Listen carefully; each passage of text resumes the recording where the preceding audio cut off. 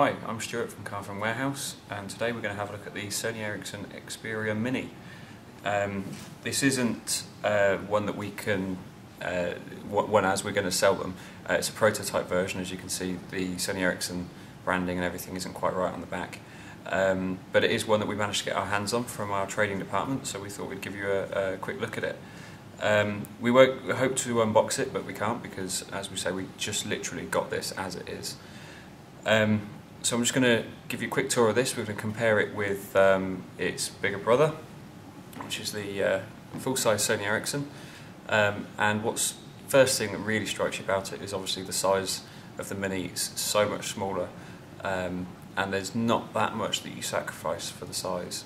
We'll go through some of the big differences a bit later on. Just to give you a quick tour of the Mini.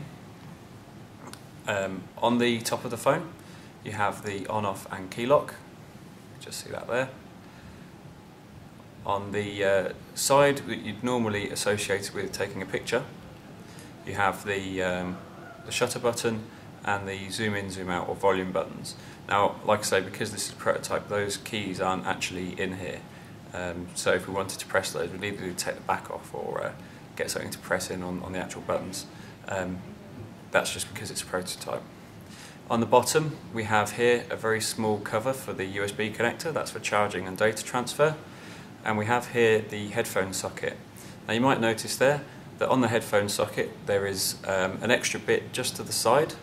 Now I've seen on the Sony Ericsson website some accessories and things like that that kind of come with it that have that extra special connector, and that just gives you a little bit of extra functionality, like being able to receive and speak on calls on certain accessories that otherwise you wouldn't normally. On the other side, there's absolutely nothing. It's just the plain fascia at the side. Now, this fascia is in grey, but I've seen lots of different colours of fascia that come with these. What we'll be selling just yet, we don't quite know. That's still being sorted out. So the big difference is, on the camera side, you just have the exactly same buttons. On the top, you have the three on the larger brother. You have the on-off, the headphone and the USB, whereas that's shared between the top and the bottom on the Mini. And that's really the big differences when it comes to the externals. Screen sizes, obviously. On the X10, you've got a 12cm by 6cm approximately. There are a couple of millimetres difference in that, which is a 4-inch display across the top. So it's 12cm long in total with a 4-inch display. The Mini, this is, by comparison, 8cm by 5. So you can see there's a big difference in the size there. And the screen on this is only 2.25 inches. Big differences as well is in the memory. This has a gig as it is, without any memory cards in it at all, whereas this only has 128 megabytes. It's rumoured that this will come with a 2 GB memory card, but hold off until we actually put it on our shelves. Whereas this one does actually already come with an 8. Both of them are expandable to 16 GB. Both are Wi-Fi compatible, and the cameras on the back. The larger one is an 8 megapixel camera, and you can see it has a LED flash there as well. This one will be a 5 megapixel camera with an LED flash as well. So a very formidable camera given the size of this phone. Both of which are GPS capable, and both of which are Android phones. So I'm just going to show you one other big difference between the two, and that's how you take them apart. On the back of the larger Sony Ericsson, there's here where you attach carry handles or dongles or anything like that. You also have a small lip there for your finger to go in, where you can lift the back off and you can get inside. Inside here you have the SIM card, the memory card, and obviously the big battery, which you lift off at the bottom, lift the battery out, all your phone details, and you just slot the cards in as such. If I get the memory card here, you just push that in, or if it's memory SIM card, you can stick that in there. Big difference with the Mini is that instead of anything on the bottom, you have a small connector on the side here, and you can just stick your finger in there. Now if you run your finger along there, you can feel where the little bit is you're meant to grasp, and the case comes off to the side instead.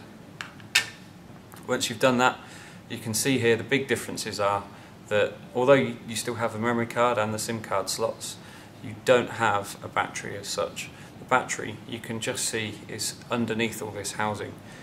So it's an internal battery on this particular model.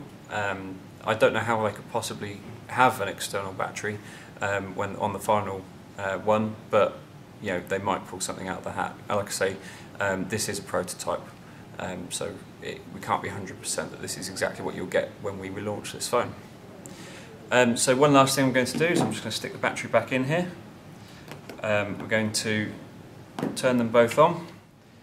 Firstly, to unlock them, both of them start off by you hitting this square button on the bottom to unlock them, and that brings the screen up, but they're still locked. This one, you can slide like that. This one doesn't have that feature, so once you've hit this square button, you need to hit then the menu button there to open it up. Now with them both on their home screen, one of the first differences is accessing the menu. Now you can do it by hitting this menu button, or on both of them you can just scroll up like that. So that's just press your thumb there and push it up and it brings up the menu. Now on the larger one you have a big scrolling screen that you can just push up and down and have all your different apps and programs organised there, and you can change where they are and organise them as you will.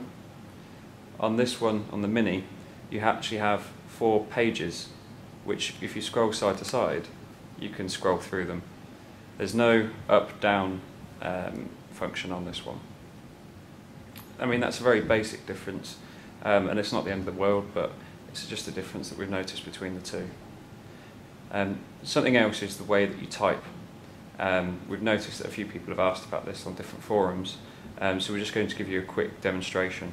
So if we go to compose a new message, just find that on the menu here, and what we'll do is we'll show you on this larger one first. When composing a new message, we're just clicking to type to compose a message. You have the keyboard here. It's a full QWERTY keyboard. It's very responsive, very easy to pick up, and you can type with 2 thumbs, very comfortable.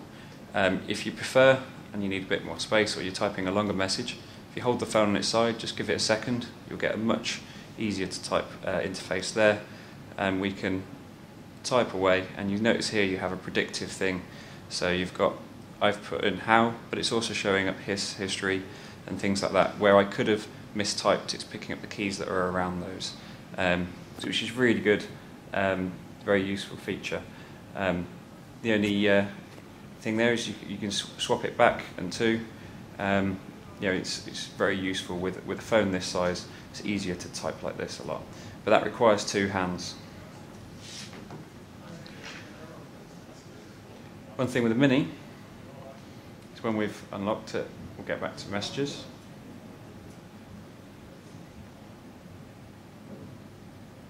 And we'll just create a note, which is like adding a message. When typing here, it's very easy with one hand, and you have a 9-key arrangement, and it's alphabetically rather than in QWERTY layout. Here, it's very easy and to type, and as you type, the phone vibrates slightly, so you can recognise that you've pressed that button. And likewise, as I start typing a word, it will pick up the rest of that word. So if I just tap there, it's putting the S for me. This is, as it says there, a great function. It just make typing a lot quicker. However, it is ABC rather than a QWERTY layout. Unlike its bigger brother, if you lay this on its side, it won't turn into a QWERTY layout, and it's not really designed for two fingers. The way this is laid out, it's very easy and comfortable just to use with one hand. You can do it with 2, but you start to get in the way with yourself. It's much easier just with one hand, just one thumb to do all your typing. Okay, that's the Sony Ericsson X10 and the X10 Mini, just compared with each other very quickly for you.